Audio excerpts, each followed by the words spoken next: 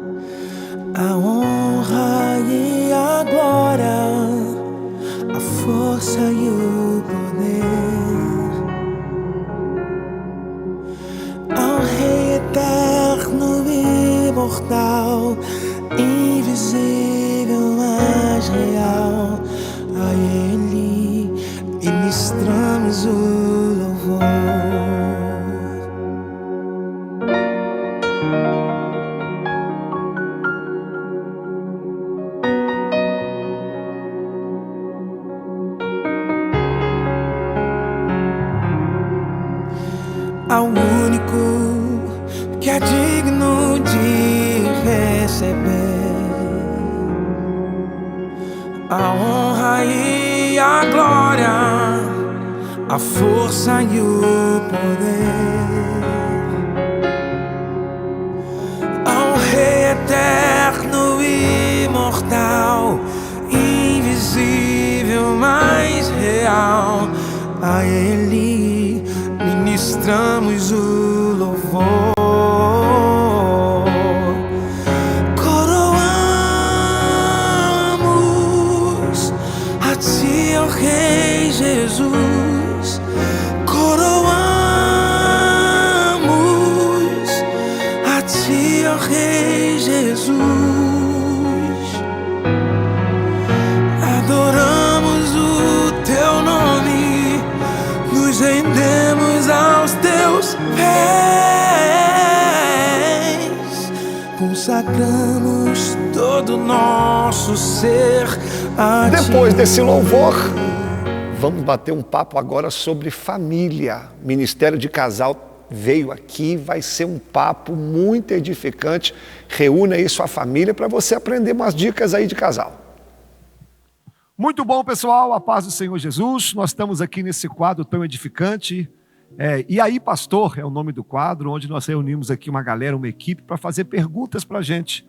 E hoje nós estamos recebendo o Ministério de Casal da Igreja Batista Ágape.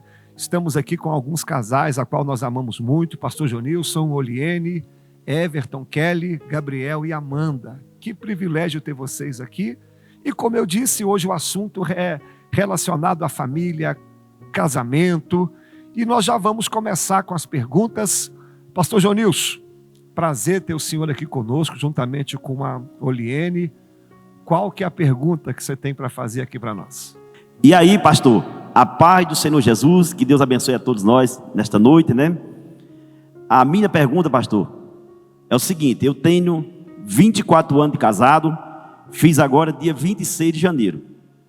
E a gente vê muitos casais destruídos, né? E tem casais que muitas das vezes não servem nem ao Senhor, né? E tem um casamento duradouro, dura 30, 50 anos. E tem muitas pessoas evangélicas que muitas das vezes casa e descasa, né? Com 1 ano, com 2 anos. O que é que o senhor pode nos ensinar nesta noite, pastor? Pastor Jonilson, pergunta muito interessante. Por que um casal que está na igreja, às vezes o casamento não dura tanto? E um casal que às vezes nunca pisou numa igreja e fica casado a vida toda.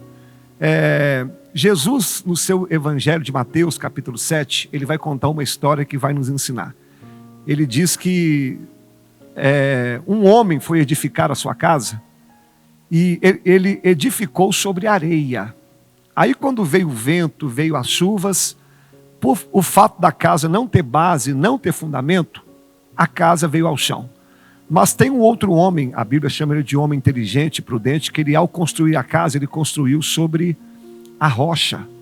Quando veio os ventos, veio a chuva, a casa não caiu porque ela estava construída sobre a rocha. E Jesus, ao terminar, disse: aquele que vem a mim e ouve as minhas palavras é semelhante a este homem que construiu a casa na rocha. Mas aquele que vem a mim, ouve as minhas palavras e não pratica, é semelhante ao homem que construiu a casa na areia. Então, o que eu aprendo, pastor Jonilson? O que faz um casamento ficar de pé não é o fato da pessoa só vir à igreja. O que faz a casa ficar de pé, o casamento ficar de pé, é quando nós obedecemos a palavra do Senhor, os princípios bíblicos. Às vezes a pessoa nunca pisou numa igreja, mas ela pratica o amor, ela pratica o perdão, ela pratica o diálogo, porque não é só o fato de nós estarmos numa igreja ou sermos batizados. O próprio Jesus disse que não adianta vir até ele e não ouvir a palavra do Senhor.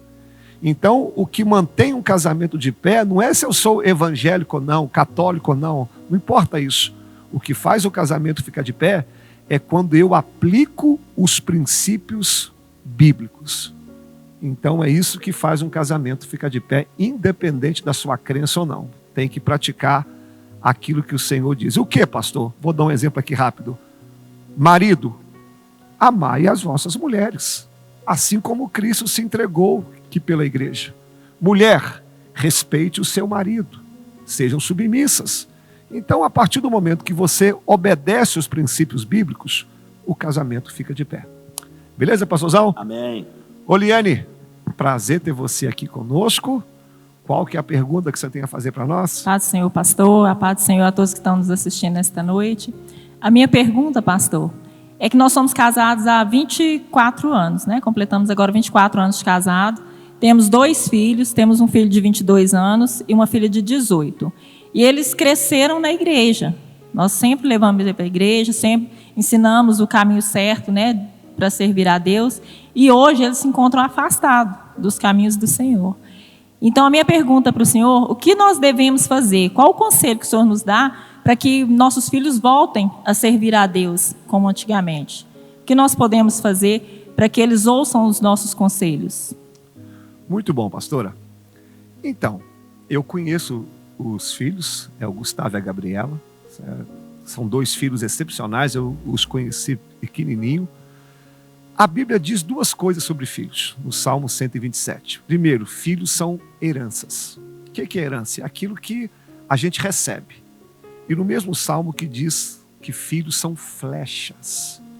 O que quer dizer isso? A flecha não nasce pronta.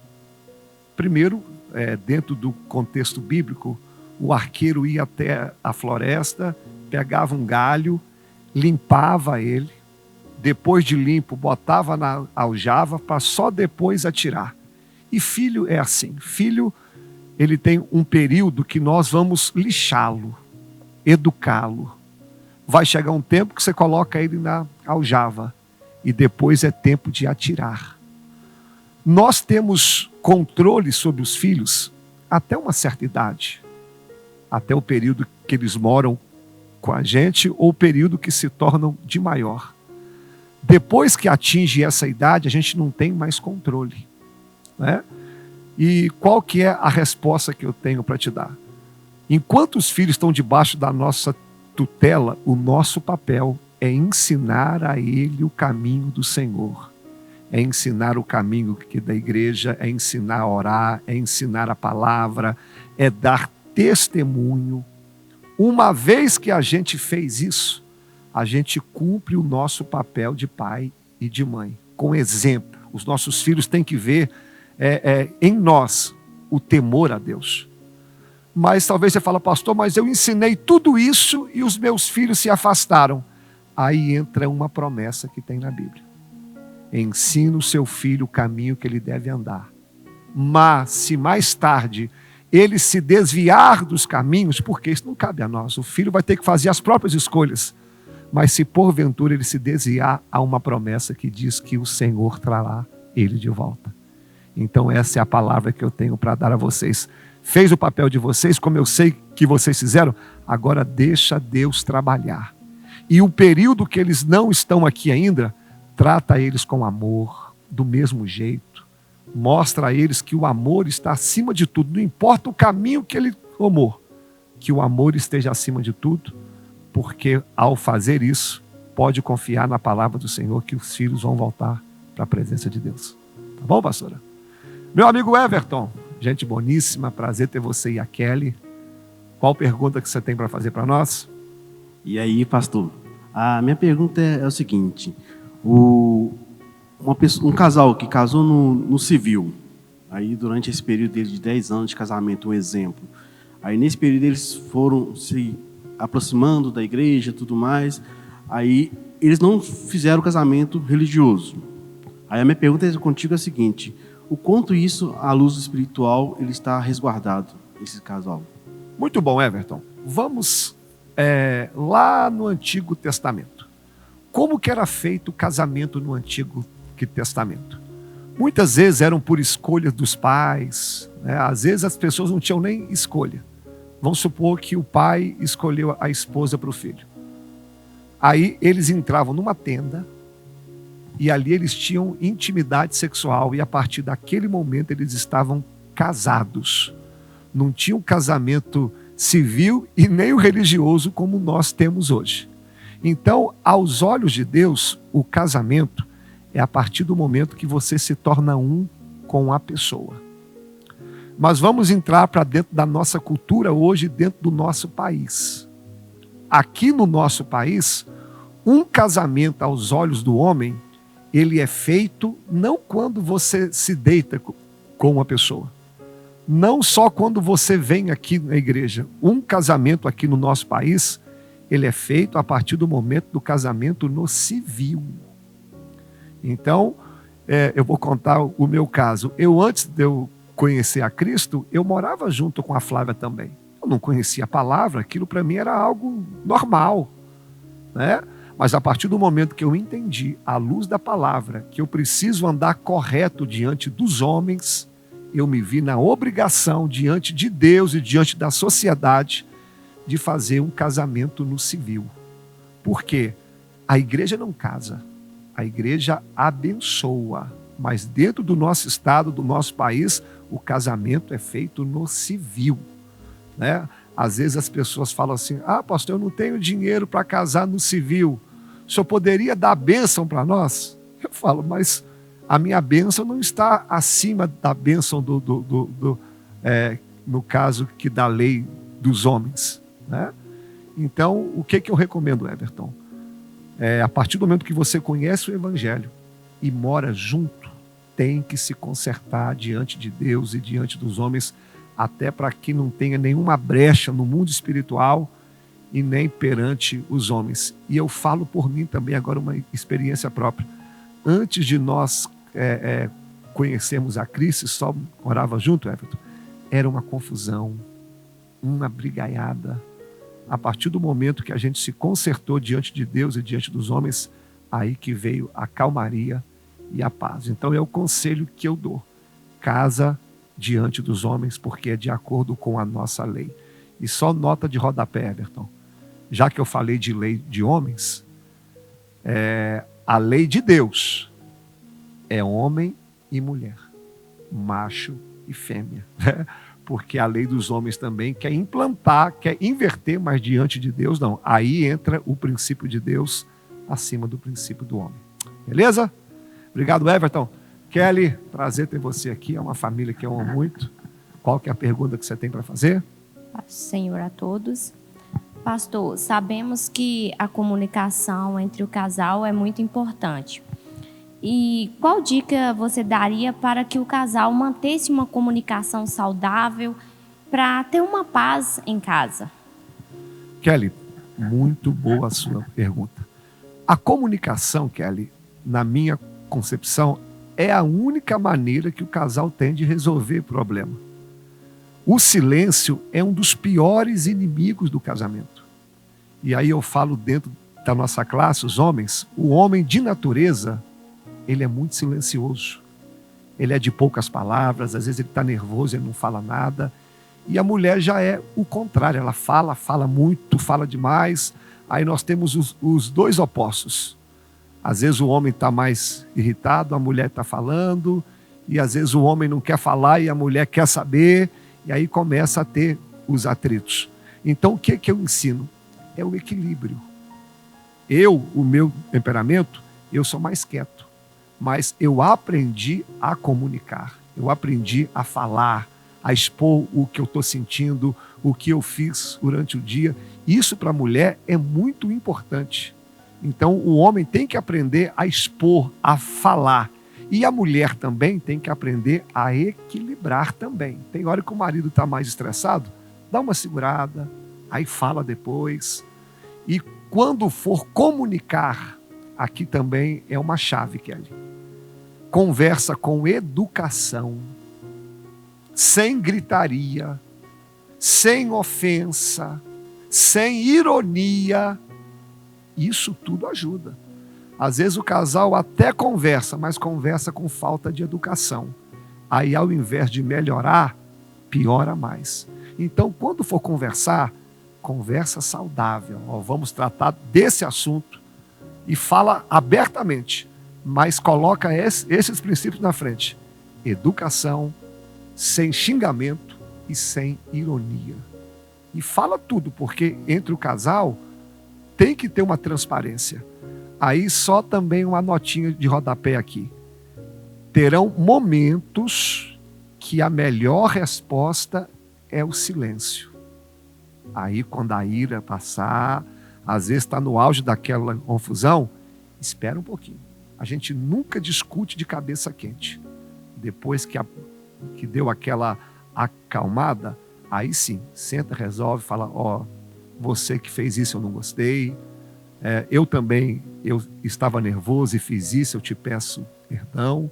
E sempre termina o diálogo dizendo, eu errei, me desculpa, eu vou consertar, a gente vai fazer outra vez, né? Desculpa, a gente vai fazer certo que da próxima vez. Então, o diálogo é a chave de tudo. Tá bom, Kelly? Obrigado. Meu amigo Gabriel, que honra ter você aqui conosco, ao lado da Amanda. Qual que é a sua pergunta, Gabriel? Pai Senhor, pastor, boa noite a todos. E aí, pastor, o que fazer para resgatar um casamento que está por um fio? Ixi. Gabriel, cada caso é um caso. Cada caso é um caso. Mas se eu fosse te responder assim de supetão, o casamento está por um fio. Repito, cada caso é um caso. Mas a primeira coisa, nunca tome uma decisão de cabeça quente. Por pior que seja a situação, sempre tem uma saída. Desde que a gente queira mudar. Desde que o orgulho não fale mais alto. O casamento está por um fio. O que eu faço? Eu vou procurar alguém que seja de Deus, que tenha mais experiência que eu, para me ajudar e me aconselhar. E de preferência, alguém neutro. De preferência, até o seu pastor ou alguém que você saiba que tem algo de Deus para te oferecer. Né? E terceiro, Gabriel, não adianta nada a gente que procurar ajuda e não estar disposto a fazer aquilo que tem que ser feito para mudar. Porque às vezes a pessoa sabe que o casamento está mal, mas ela já tem um plano pronto. Não. A partir do momento que você sabe que o casamento que está mal, se chegou a esse ponto, não tem só um errado. Os dois erraram. Então é necessário que ao procurar ajuda, os dois tenham pleno entendimento que todos os dois terão que mudar.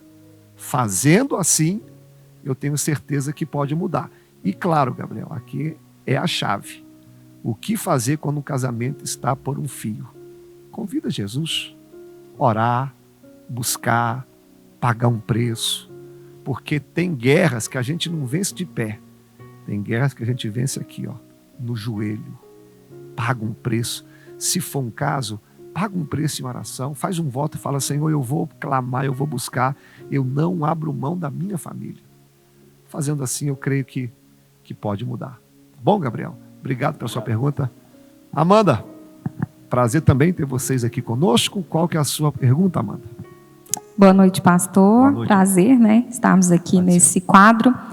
E aí, pastor, a minha pergunta de hoje é um casal que está vivendo conflitos, brigas dentro de casa, discórdia.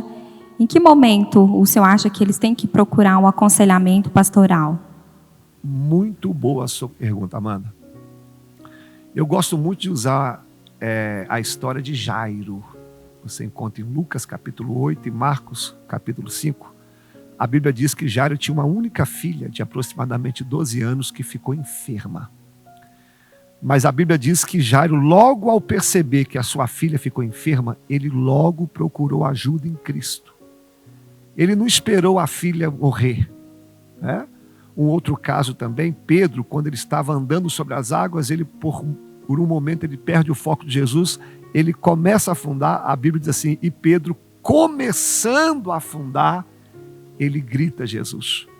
Então, como que eu poderia te responder? Não esperar chegar no fundo do poço.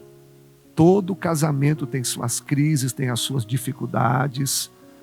Então vai chegar uma hora que a gente vai ter que aprender a lidar com tudo isso. Mas se você vê, Amanda, que saiu do controle, que chegou num ponto que você vê assim, aqui eu não consigo administrar mais, não adianta esconder.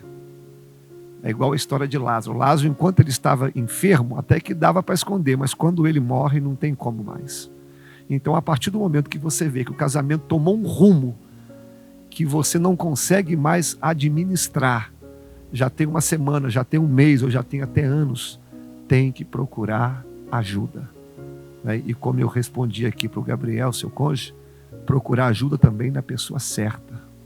Num homem de Deus, numa mulher de Deus, mas não espera o casamento acabar, não espera o divórcio vir, porque tem coisas que dá para consertar antes. Eu tenho até um testemunho, Amanda, quando a nossa igreja era lá no bairro Enéas ainda, nós tínhamos uma irmã lá que era uma mulher de Deus, uma mulher comprometida com a obra, fiel ao esposo, e o esposo dela muito grosso, Amanda, muito mal educado. Às vezes ele ia na porta da igreja e xingava ela tudo. E ela falava, pastor, eu não estou aguentando mais esse homem, vou me separar dele. Eu falava, irmã, espera um pouquinho, não faz isso não. Chegou um dia, Amanda, que esse rapaz tratou ela mal, agrediu ela. Chegou um ponto que ela saiu de casa. Uma semana depois, quem é que chega no culto até antes de eu abrir a igreja? Esse marido dela.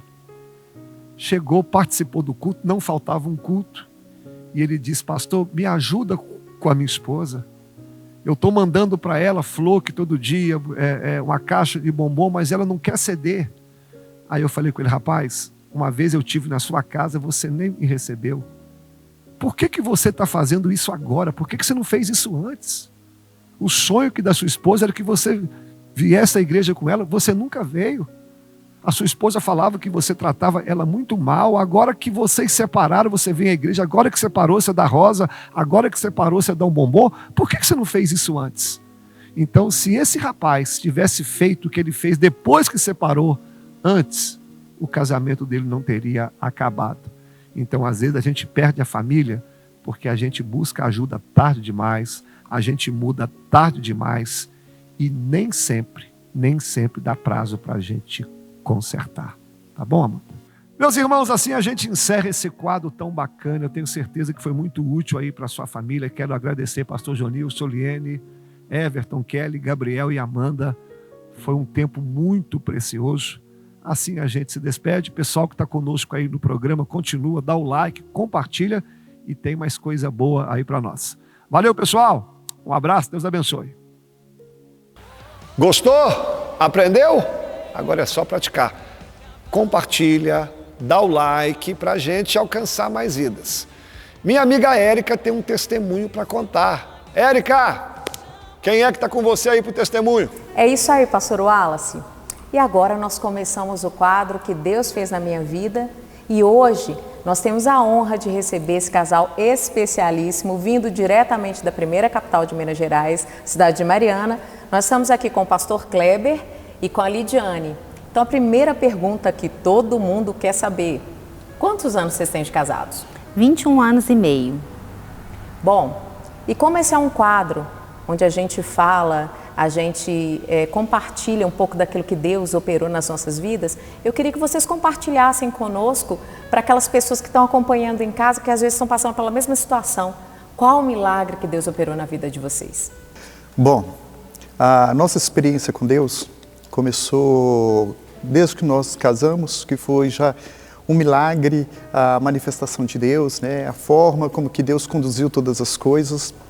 E com o tempo nós desejamos ter filhos e nós começamos a orar, a pedir a Deus filhos, né? E nada, o tempo passava, assim, nada de filhos virem.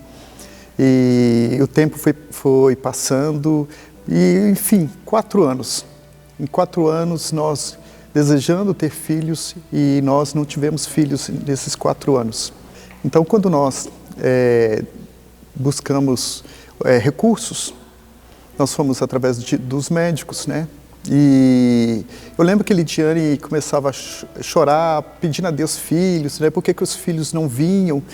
E um dia estava aquele CD, estava sendo lançado, Deus de Promessa, e eu lembro desse dia, nós recebemos esse CD de presente, Deus de Promessa, e eu lembro que aquela palavra falou conosco, que toda promessa passa pelo teste do tempo. E aquele dia, no dia seguinte, nós fomos para Belo Horizonte, né? O médico de Mariana já tinha passado por todos os exames, né? A fim de que ela engravidasse, e ainda não tinha acontecido.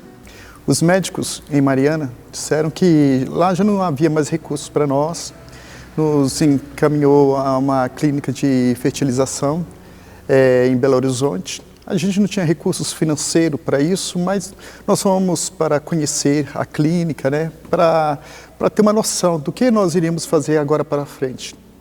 Então, quando nós chegamos na clínica de fertilização, nós tivemos com uma médica, o qual Lidiane conversando com ela, né? E ela falou assim para nós: olha, a primeira coisa que eu preciso fazer com vocês é levar a Lidiane aqui para a sala ao lado para ver como está o seu útero.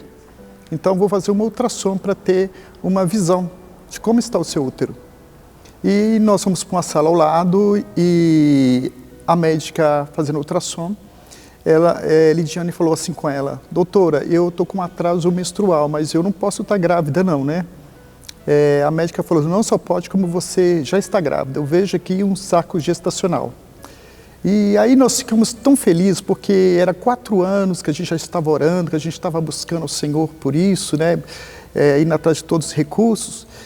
E voltamos para Mariana muito felizes, né? No meio do caminho nós já ligamos para os nossos parentes, para os nossos amigos, nós ligamos para a igreja contando a novidade que Lidiane estava grávida. E aí quando nós chegamos em Mariana, o médico o qual atendeu em Mariana disse assim: não, você não pode estar grávida, não tem como você estar grávida. Aí ele falou assim: vou fazer um ultrassom aqui em você. E fez o ultrassom e falou assim: realmente estou vendo feto aqui, mas não estou vendo batimento cardíaco. E aquele ali parece que nos tirou o chão. E eu falei assim, aí eu falei com o Senhor: Senhor, não pode ser, não pode ser. E nós fomos para casa. Quando chegou em casa, a Lidiane teve um sangramento. E nisso nós voltamos para Belo Horizonte e a médica marcou uma nova ultrassom para um domingo pela manhã. E quando ela foi fazer, o médico simplesmente olhou e disse assim: tamanho do feto X, batimento cardíaco 0. E aí ele diz assim: pode levantar, o seu neném está morto. E quando aquele ali, essas coisas me emocionam ainda hoje, e aquele ali nós perdemos o chão. Parece que tirou a nossa esperança naquele momento.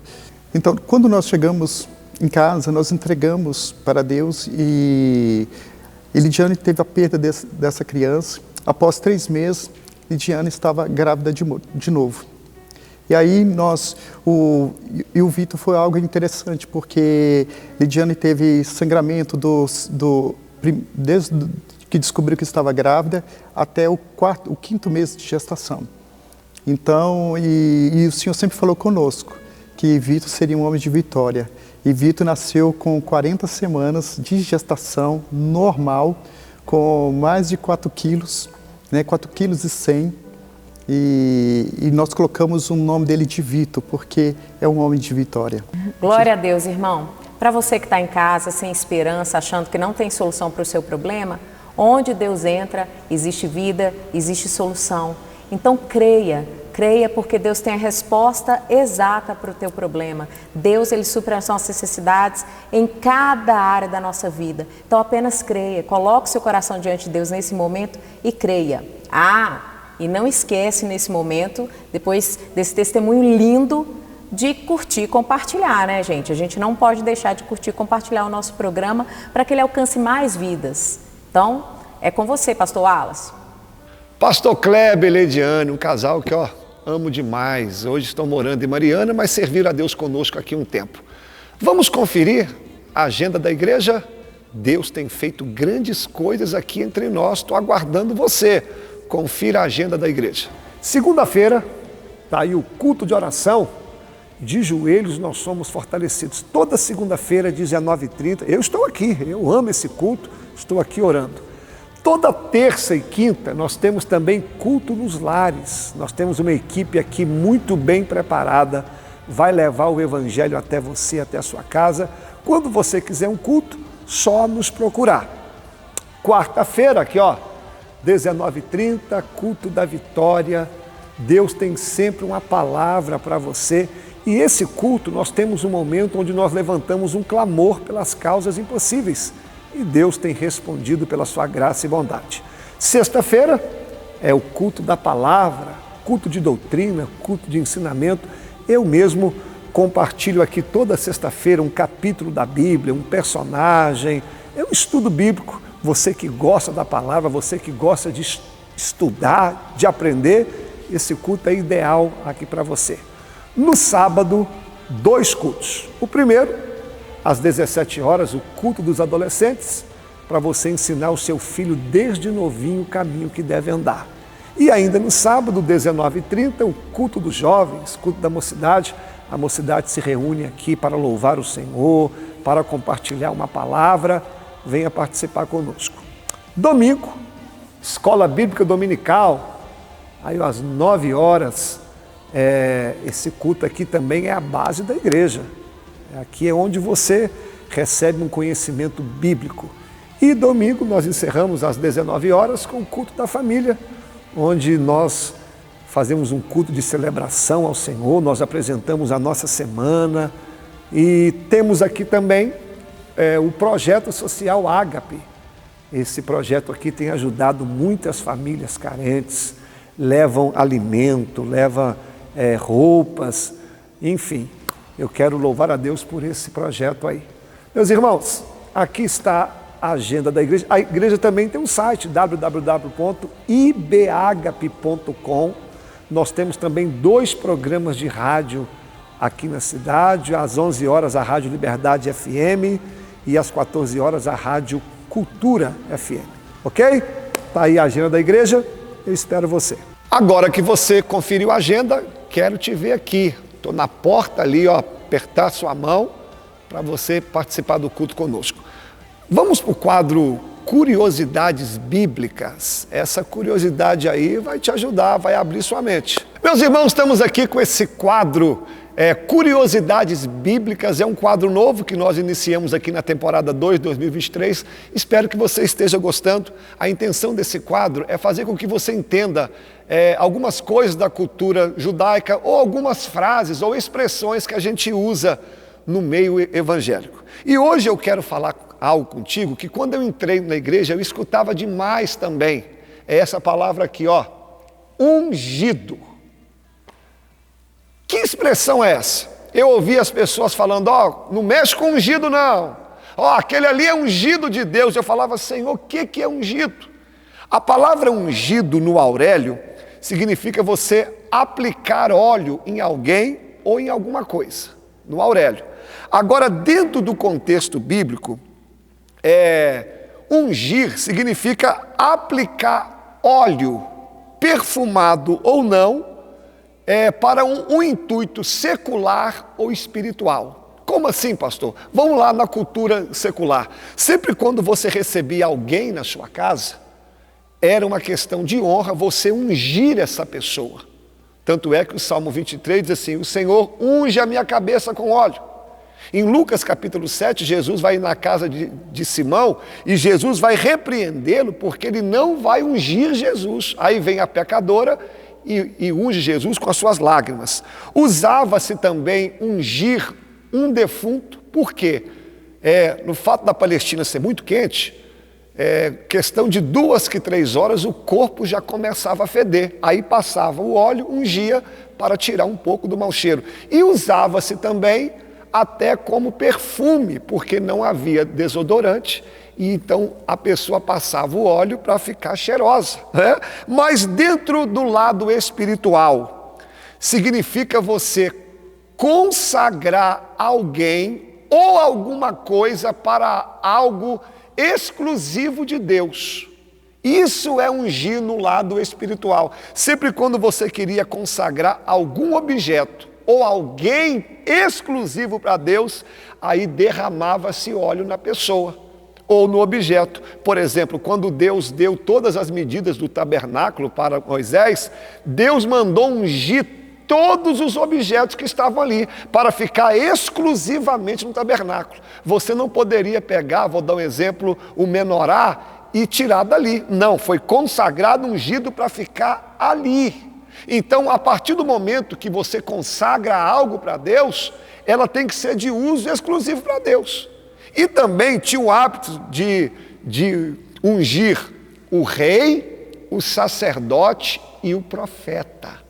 Ou seja, sempre quando alguém tinha um chamado para essas 3 áreas, o rei, sacerdote ou profeta, teria que jogar o óleo sobre ele para confirmar essa unção. Entendeu?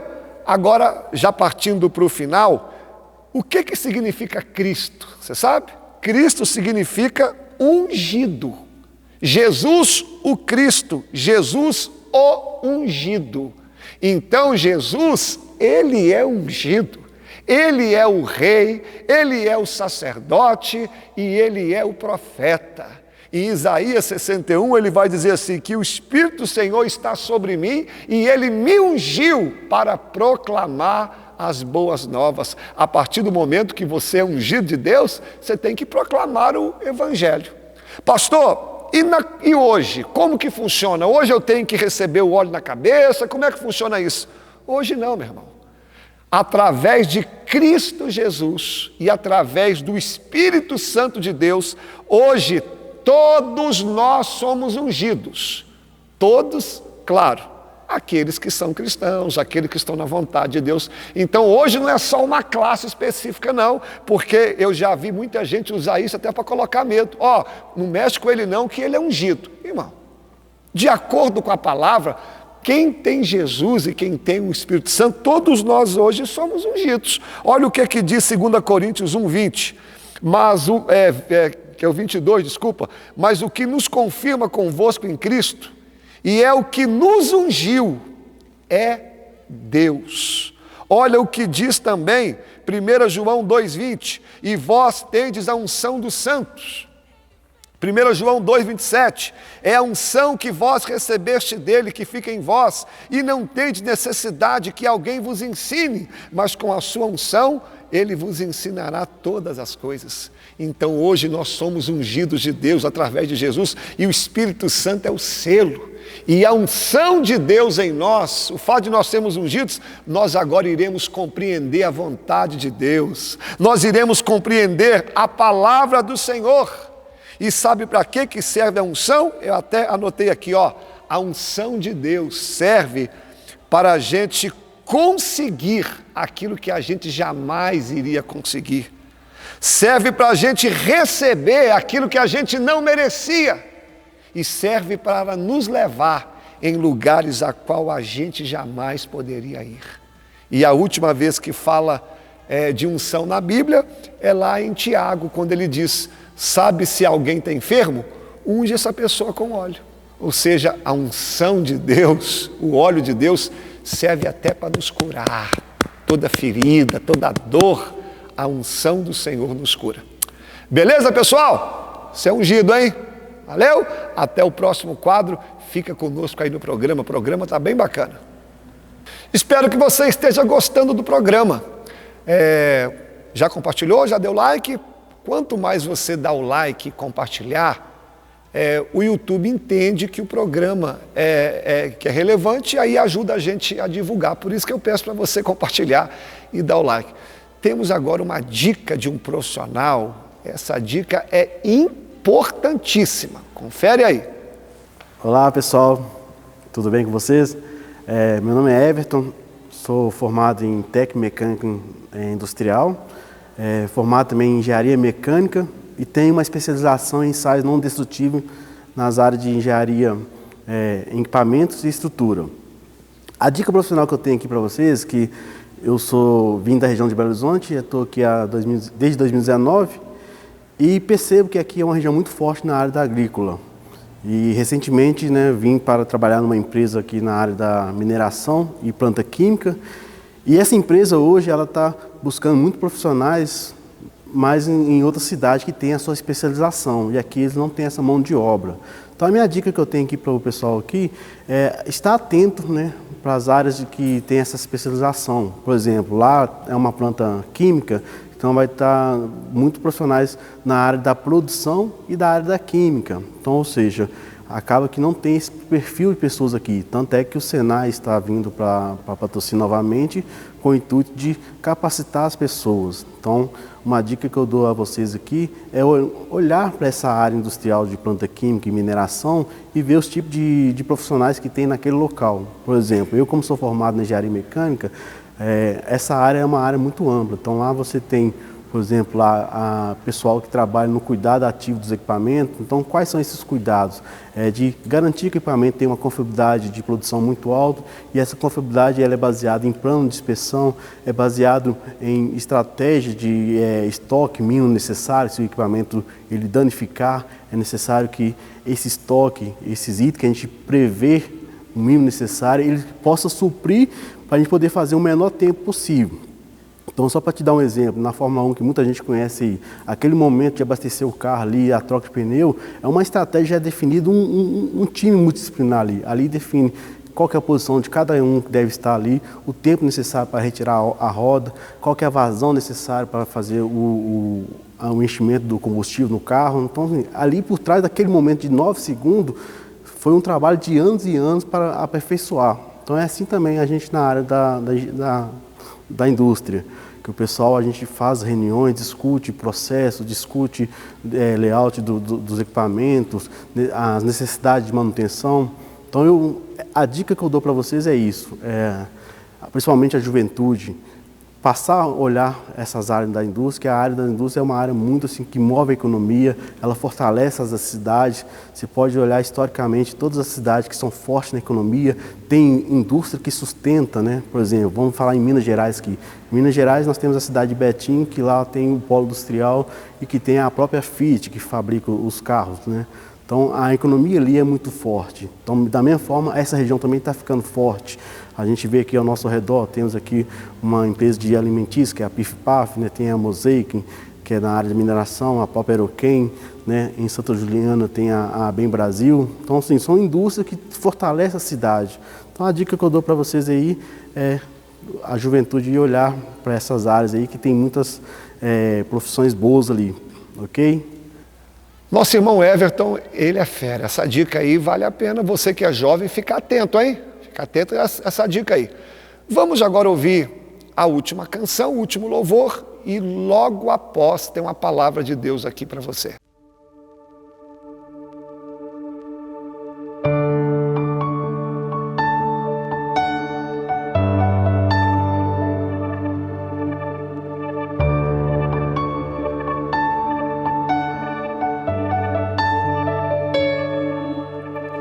Espírito, enche a minha vida. Espírito, enche a minha vida. Enche-me com teu poder, pois em ti eu quero ser. Espírito,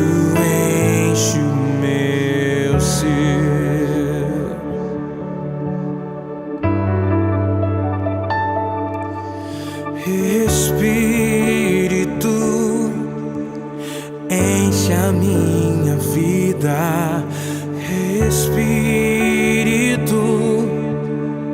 enche a minha vida, enche-me com teu poder, pois em ti eu quero ser. Espírito, enche o meu ser.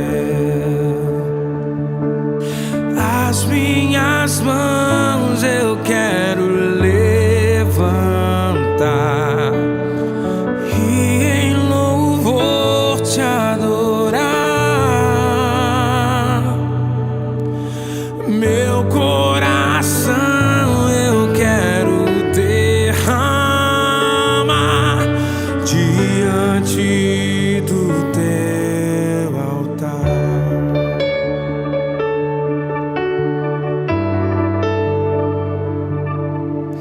Espírito, enche a minha vida. Espírito, enche a minha vida, enche-me com teu poder, pois em ti eu quero ser. Espírito, enche o meu ser. As minhas mãos eu quero levantar e em louvor te adorar. Meu coração eu quero derramar diante do teu altar. As minhas mãos eu quero levantar e em louvor te adorar. Meu coração eu quero derramar diante do teu altar. Diante do teu altar. Diante do teu altar.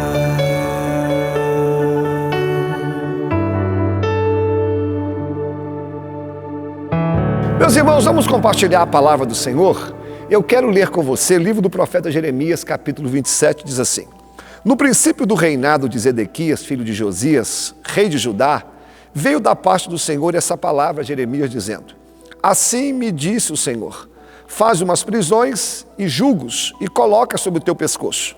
E enviai-vos ao rei de Edom, ao rei de Moabe, ao rei dos filhos de Amon, ao rei de Tiro e rei de Sidom, pelas mãos dos mensageiros que vêm a Jerusalém a ter com Zedequias, rei de Judá, e lhe darás uma mensagem para os seus senhores, dizendo: Assim diz o Senhor dos Exércitos, Deus de Israel, assim direis aos vossos senhores: Eu fiz a terra, os homens e os animais que estão sobre a face da terra, pelo meu grande poder e com meu braço estendido eu dou a quem me agrada. E agora eu entreguei todas as terras nas mãos de Nabucodonosor, rei da Babilônia, meu servo, e até os animais do campo eu lhe dei para que o sirvam. E todas as nações servirão a ele, e ao seu filho, e ao filho de seu filho, até que também venha o tempo da sua própria terra, quando muitas nações e grandes reis se servirão dele. E acontecerá, se alguma nação e reino não servir o mesmo Nabucodonosor, rei da Babilônia, e não puserem o pescoço debaixo do jugo da Babilônia, visitarei com espada, com fome, com peste essa nação, diz o Senhor, até que a consuma pelas suas mãos. Esse texto aqui, irmãos, é um texto perdido na Bíblia. Talvez você tenha até lido, mas não tenha se atentado pela lição grandiosa que esse texto tem. Primeiro, irmãos, quem escreve esse texto é o profeta Jeremias. Ele escreve 2 livros na Bíblia. Esse livro, que recebe o seu nome, e Lamentações de Jeremias. Ele foi conhecido como profeta chorão. Por quê, pastor? Ele escreveu o seu livro em um momento muito difícil, que eu vou contar agora, onde ele presenciou a invasão da Babilônia sobre o teu povo. E foi algo terrível. E muitos dos seus escritos foram feitos debaixo de lágrimas. Se você ler principalmente Lamentações, você vai ver ele escrevendo assim: os meus olhos estão marejados, eu estou chorando, eu estou mal. Então por isso ele recebe esse título. Mas o texto que eu li, por causa do pecado de Israel, Deus permitiu que uma nação ímpia, poderosa, chamada Babilônia, liderada por Nabucodonosor, invadisse Jerusalém para destruí-la e levá-la cativo. E isso aconteceu de 3 formas. A primeira forma foi em 605 a.C., onde ele leva somente os nobres. A segunda foi em 597 a.C., e a destruição veio mesmo entre 587 e 586.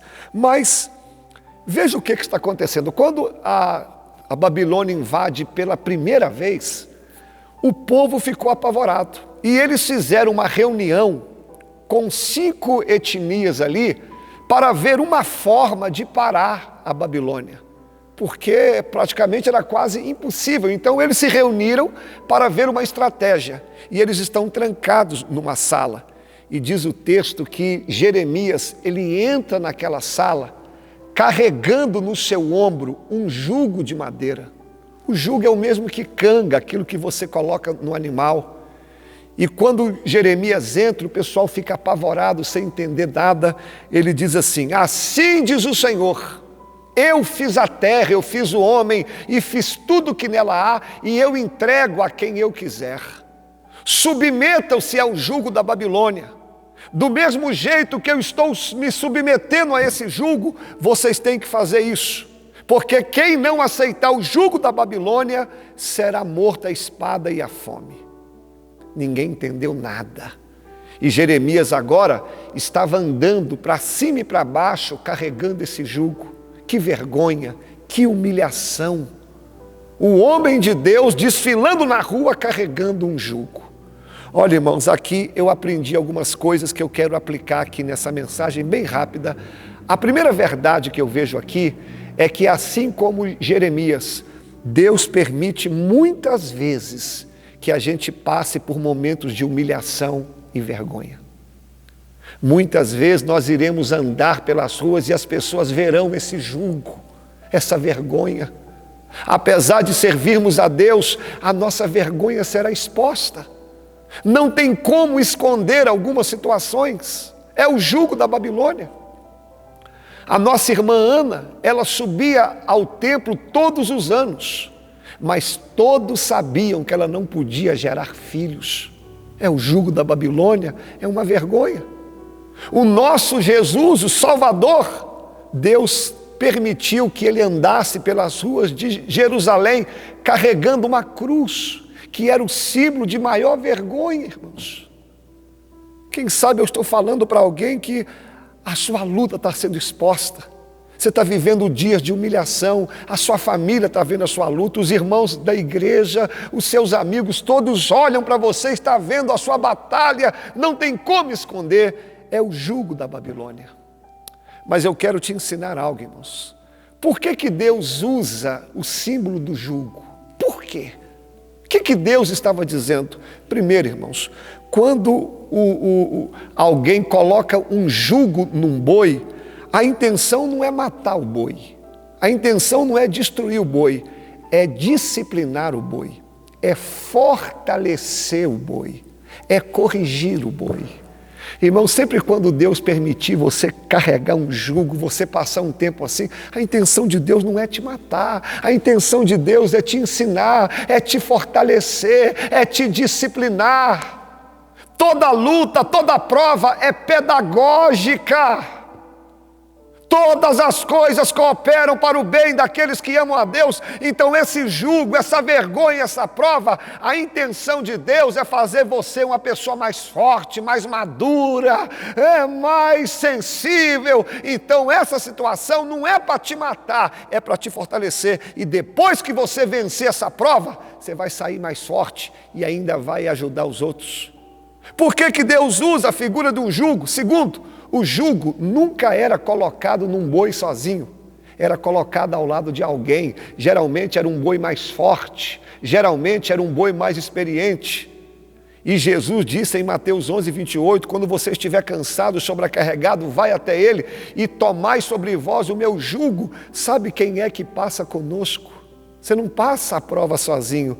Jesus é o boi mais forte, Jesus é o boi mais experiente, ou seja, Jesus permite o jugo, mas Ele passa conosco lado a lado. Ele permite a prova, Ele permite a humilhação, mas Ele não nos deixa, Ele não nos desampara. Nesse momento agora, por pior que seja a sua prova e a sua situação, Jesus está contigo lado a lado. Se tu passares pelas águas, elas não vão te submergir. Se tu passares pelo fogo, ele não vai te queimar, porque o Senhor é contigo e Ele estará conosco todos os dias, aleluia, até a consumação dos séculos. Ele está com você neste momento mais difícil. E para nós concluirmos aqui, sabe por que Ele usa a figura de um jugo? Primeiro, a humilhação não é para te matar, é para te fortalecer. Segundo, você não está sozinho. E terceiro, quando você coloca um jugo num boi, o boi não vai morrer com esse jugo. O jugo não é eterno. O jugo tem um tempo. Tem o tempo do início, mas tem o tempo do fim. Sabe o que Deus está mandando eu te dizer? Essa prova, essa humilhação, no calendário de Deus, tem o dia de começar, mas tem o dia também de terminar. Porque nenhuma prova dura para sempre. O choro dura uma noite, mas a alegria vem pelo amanhecer. Hoje você pode estar vivendo dias de lágrimas, de humilhação, de vergonha, mas vai chegar uma hora que Deus vai dizer: basta! Chega, tira o jugo do meu filho, o tempo de cantar chegou, o tempo onde as lágrimas serão enxugadas dos nossos olhos. Durante 6 dias aquele povo marchou em volta das muralhas e nada aconteceu, era o tempo da humilhação, mas quando chegou o 7º dia, Deus mandou dar o grito e as muralhas caíram, ou seja, a prova acabou. E quem sabe é hoje, quem sabe é agora que Deus está arrancando esse jugo do teu pescoço. Que essa palavra te fortaleça, que essa palavra te ajude. Talvez você está vivendo um momento do jugo da Babilônia, um momento de vergonha, mas aguenta firme. Deus está te fortalecendo, Deus está com você e essa prova vai chegar ao fim. Deus te abençoe. Vamos orar? Então vamos orar, vamos falar com Deus. Senhor, em nome de Jesus, eu quero apresentar cada vida que ouviu essa palavra. Senhor, às vezes, como o profeta Jeremias, nós temos que levar o nosso jugo, esse tempo de vergonha, esse tempo de humilhação, onde todos olham para nós e presenciam a nossa luta, a nossa vergonha exposta. É difícil, Senhor, é doloroso, mas que bom que o Senhor usou a figura de um jugo, porque ao colocar o jugo no animal, a intenção não é matar o animal, é fortalecê-lo, é ensiná-lo. Então nós estamos aqui para aprender, Senhor. E faça de nós mais forte. O jugo, o animal não passa sozinho, ele sempre passa acompanhado e o Senhor não nos deixa. E todo jugo também tem o dia para começar e tem o dia para acabar. Eu sei que essa luta também vai chegar ao fim. E Senhor, quem sabe é hoje que o Senhor está colocando um basta nessa luta. Eu quero entregar essa pessoa que foi tocada por essa palavra. Senhor, cura essa enfermidade, abre essa porta, resolve essa causa na justiça, ó Deus, traga paz também nessa família. Essa pessoa que está pensando em se matar agora, Pai, que o Senhor venha visitar o coração dessa pessoa, que ela se arrependa disso e se volte para o Senhor. Essa pessoa que está afastada também do Evangelho, que ela venha se reconciliar. E aqueles que não te receberam como único e suficiente Salvador, que eles façam isso agora. Eu abençoo o teu povo, em nome de Jesus. Amém. Obrigado, pessoal. Assim chegamos ao fim da nossa TV Ágape, permitindo o Senhor. Estaremos aqui na próxima semana e não saia sem compartilhar e dar o like. Valeu, um abraço.